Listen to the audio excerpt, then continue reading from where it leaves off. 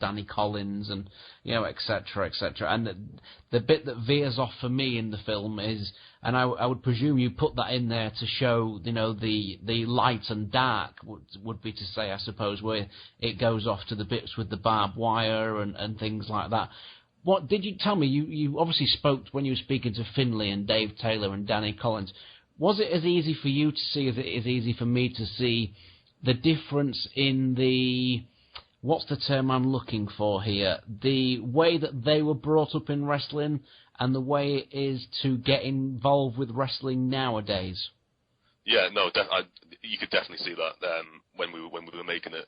As I said before, my experience with the kind of British, like old world of sport type wrestling was limited until we started kind of redoing research for the film and looking into it. So for me, the hardcore stuff in the film, because this was very interesting, was obviously some of the more veteran wrestlers.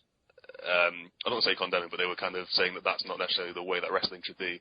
And for me, that was kind of, when I was a kid, the hardcore matches and stuff were the things that I was always like, wow, that's crazy. Which I suppose is what drew me in as a kid. And then I guess getting older, the thing that kind of interested me at that point was, I suppose, as I say, with the Doug Williams thing, it's kind of almost going back to basics, I guess.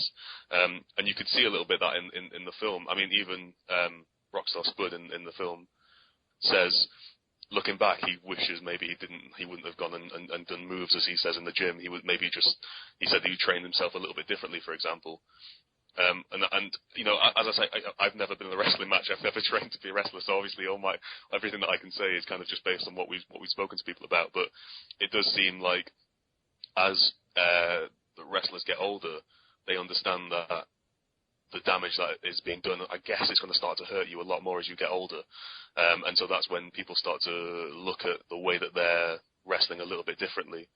But for me, and I've said this to other people as well who have said the hardcore bit was a bit, for them, not tough to watch, but different, bad to watch because they don't necessarily agree with the style. But for me, I do love watching that kind of thing.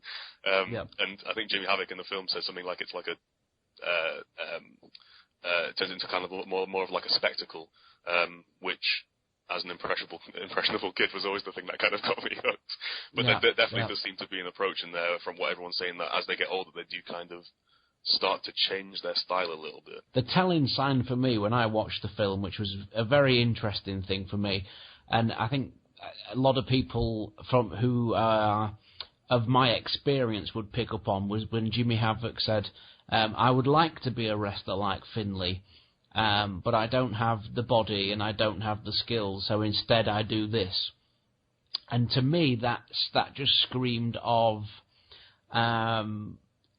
not laziness, but an excuse, if that would. And obviously, you aren't commenting. You're making the film. Do you know you're making the film? And it was just so interesting to me to hear that it just sounded such an excuse that instead of learning the trade, and instead of going in the gym, instead I'm going to bash my body up with this. Does that make any sense to you when you were actually making the film? Yeah, no, I can see what you. Yeah, I can definitely see what you mean. As I say, for me, it's that was like the first hardcore match I'd ever seen live, with an audience of 18 plus, I think, and it was kind of, the atmosphere there was very, very different than some of the other events we went to, which maybe had less of that kind of style of wrestling in it.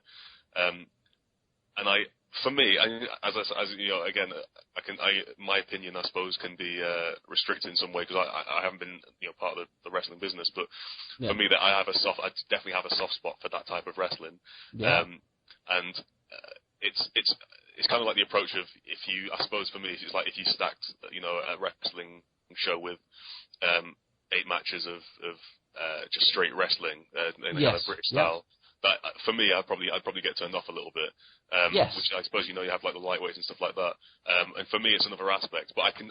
The thing is, what's interesting for me is I can totally see people's opinion, because obviously we spent a lot of time talking to some of the veteran wrestlers, and I can definitely understand their opinion and their approach. And it's kind of, as I say, as a filmmaker, you don't really want to put an opinion onto the film, and so it's hard for me to say, well, this one's right or this one's wrong. I suppose what I tried to do, and then in that bit with Jimmy Havoc, I think Dave Taylor before him, you've kind of got Dave Taylor's opinion where he kind of says he doesn't like it and he thinks it's rubbish, and then you kind of got Jimmy Havoc's opinion where he explains why he does it like that, which was kind of the approach, I suppose, for the film. Is just for every kind of one person saying, well, this is rubbish, there's another guy going, well, this is why I like it. Yes. So yeah, I can understand the point of view, but I can also totally kind of get and love that kind of wrestling as well. Now you had a fantastic cast of characters on there. How did you get to speak to so many great wrestlers? I don't look. I guess it probably was just luck. One of the reviews for the film mentioned it seemed like we'd kind of just been in the right place at the right time when we made the film, because we shot it in 2012, which seems like. I was going to say it seems like years ago. It literally was years ago. But we had Finlay when he'd been released by WWE for quite a brief period. There was Rockstar Spud just before he got signed by TNA. Joel Redman, who went on to NXT and WWE. Robbie Brookside obviously has gone there to train now. So I think it was a combination of luck and just kind of trying to be honest with the people that we were interviewing. We started off with Matt Jarrett, who I think is at the start of the film, the Superstars of Wrestling. And we just kind of explained to people what we wanted to make, which was we just kind of wanted to make an honest approach to kind of tell as honest a story as we can and candid a story as we could. And the guys involved just seemed to respond to it. So I suppose, as I said about like the wrestler, for example, or even Beyond the Mat or something like that, that's very sensationalist. And I can see why some of the guys in those films might, looking back on them, kind of go, oh, I wish they hadn't been portrayed like that or whatever. And that was just the opposite of what we wanted to do. So I think the honesty and just candidness that we approached it kind of helped quite well. If, for example, someone like Spud, who Spud told us after we'd interviewed him for the film that was his first ever out of character interview. And I'm not sure if he's done one since. I haven't heard your talk with him, but I don't think he's done one since. But it is, very, very good. There's some excellent stuff in there. Was there anybody that refused to take part? There was a couple of guys that we tried to get.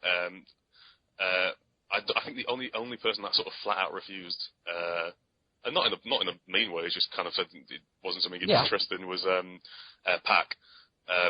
I think it was probably with Pac. I think it was probably about the time that he'd been signed with WWE, and I can imagine you don't want to sit down and have an open conversation with someone about the business that you're about to be signed to the biggest company in the world for. Yeah, you've got to be careful. Yeah. I can get that.